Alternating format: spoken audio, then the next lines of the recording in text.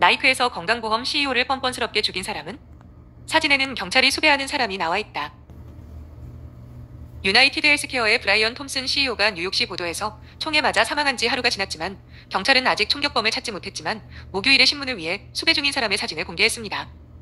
두 장의 감시 카메라 사진에는 얼굴 마스크를 쓰지 않은 관심 인물이 후드가 달린 재킷을 입고 있는데 수요일 아침 미드타운 맨해튼의 힐튼 호텔 밖에서 총격을 가한 사진과 영상에서 포착된 마스크를 쓴 사람이 입고 있는 것과 비슷한 모습이 담겨 있다. 뉴욕 경찰청은 목요일에 공개된 사진과 함께 발표한 성명에서 이것은 무작위적인 폭력 행위로 보이지 않는다고 적었습니다. 모든 징후는 그것이 고의적인 표적 공격이었다는 것을 보여줍니다. 호텔 근처에서 수사관들은 법의학적으로 분석하기 시작한 휴대전화와 거부, 방어, 진술이라는 단어가 새겨진 3개의 탄피를 발견했다고 목요일에 여러 뉴스 매체가 보도했습니다. 이러한 용어는 보험회사의 청구 거부 전략과 관련이 있을 수 있지만 경찰은 여전히 총격범의 동기를 파악하기 위해 노력하고 있다고 말했습니다. 수요일 오전 7시 전 가면을 쓴 총잡이가 힐튼 호텔 밖에서 몇 분간 기다렸다가 50세의 톰슨이 건물에 접근했습니다. 그는 투자자를 위한 회사 연례 컨퍼런스에 참석할 예정이었습니다. 감시 영상에는 그 사람이 톰슨 뒤로 걸어가 그의 등을 향해 총을 쏘는 모습이 나와 있습니다. 어느 순간 총잡이에 총이 걸린 것처럼 보였지만 총잡이는 오작동을 해결하고 계속 총격을 가했다고 니피디 형사부장 조 케니가 기자회견에서 말하며 총잡이는 총기 사용에 능숙할 가능성이 높다고 설명했습니다. 월요일에 미네소타에서 뉴욕으로 와서 이 회의에 참석한 톰슨은 미국에서 가장 큰 보험 회사 중 하나인 유나이티드 헬스케어에서 가장 높은 직책을 맡은 임원이었습니다.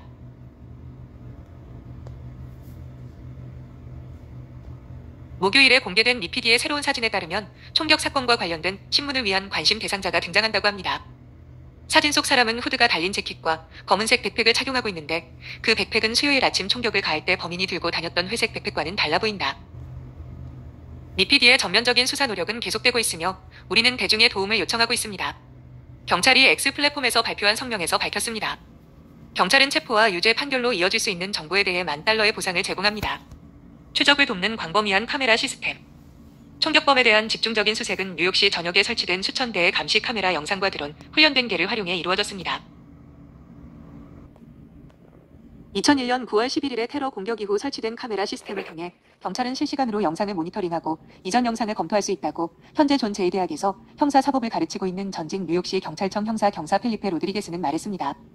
로드리게스는 로이터의 실시간 범죄센터라고 불립니다. 실행 가능한 정보를 현장의 대응 경찰에게 전달할 수 있습니다. 라고 말했습니다.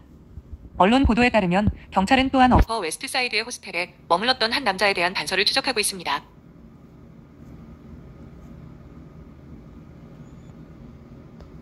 NBC와 AP통신은 소식통을 통해 총알 겁질에 쓰여진 단어들이 거부하다, 방어하다, 진술하다라고 적혀 있었다고 전했습니다. 이 단어는 2010년에 출판된 보험 산업을 비판하는 책의 제목인 지연, 거부, 방어와 비슷합니다. ABC는 경찰이 총격범이 톰슨을 기다리고 있던 곳에서 물병과 사탕 포장지를 발견했다고 보도하며 증거와 휴대전화가 총격범과 관련이 있는 것으로 보인다고 덧붙였다. 경찰에 따르면 총잡이가 톰슨을 쏜 후 그는 골목길에 숨은 뒤 자전거를 타고 센트럴 파크로 들어갔고 그곳에서 마지막으로 목격됐다고 합니다. 수요일 기자회견에서 경찰 관계자들은 총격범이 리프트가 운영하는 뉴욕시 공식 자전거 공유 시스템인 시터바이크를 탔다고 밝혔습니다. 이 승차 공유 회사는 총격범이 시터바이크를 사용했는지에 대한 USA 투데이의 논평 요청에 응답하지 않았습니다. 톰슨의 아내인 콜렛 톰슨은 NBC 뉴스의 남편이 위협의 표적이 되었지만 그 위협의 성격이나 누구인지는 모른다고 말했습니다.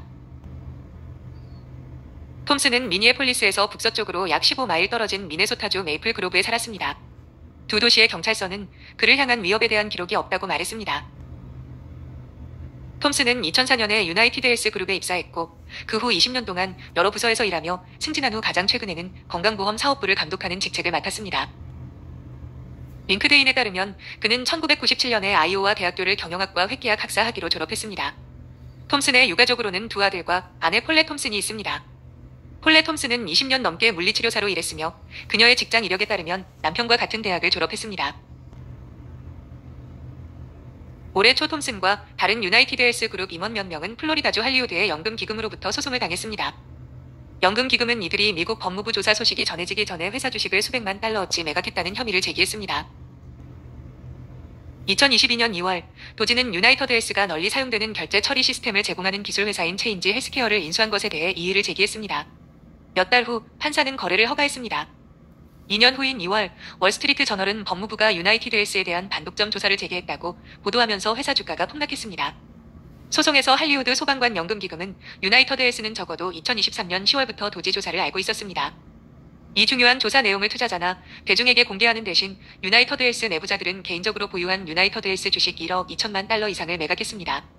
라고 주장했습니다. 소송에 따르면 톰슨은 유나이티드 헬스 주식 1,500만 달러 이상을 매각했습니다. 소송은 미네소타에서 여전히 진행 중입니다. 소송 소식이 알려진 후 미국 상원의원 엘리자베스 워런과 미국 상원의원 에드워드 제이 마키는 미국 증권거래위원회 위원장 게리 갠슬러에게 편지를 보내 유나이티드 헬스 그룹 임원들의 주식 거래에 대한 내부자 거래 조사를 시작하라고 촉구했습니다. 이 기관이 회사에 대한 조사를 시작했는지는 불분명합니다. 지난달 법무부는 유나이티드 헬스가 가정 간병 및 호스피스 제공업체인 어메터지즈를 인수하는 것을 막기 위해 반독점법 위반 소송을 제기했습니다. 유나이티드 헬스는 또한 2월에 체인지 헬스케어 지불 처리 부서에 대한 대규모 데이터 해킹의 여파에 직면해 있습니다. 이 사이버 공격은 수개월 동안 환자의 의료 서비스와 의사에 대한 환부를 중단시켰습니다.